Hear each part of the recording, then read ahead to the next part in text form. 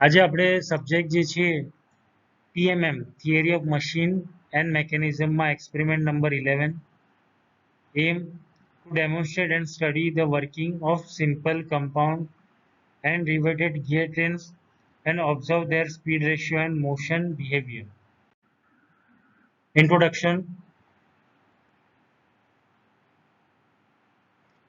Gear train are combination of gear used to transmit motion and power from one shaft to another.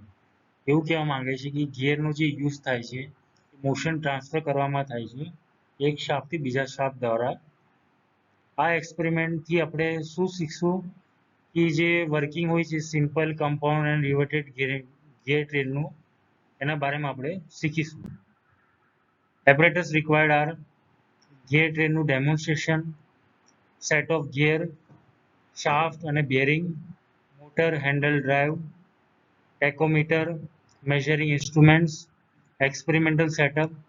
અહીંયા તમે જોઈ શકો છો experimental setup of simple gear train, compound gear train, reverted gear train અને એના ફોર્મ્યુલાસ. Experimental procedure, ગિયરને એ રીતે arrange કરો જેથી આપણને ગિયર ટ્રેન ટાઈપનો સ્ટ્રક્ચર મળે. પછી ડ્રાઇવિંગ ગિયરને રોટેટ કરો મોટર દ્વારા. Observe the direction of rotation of driven gears.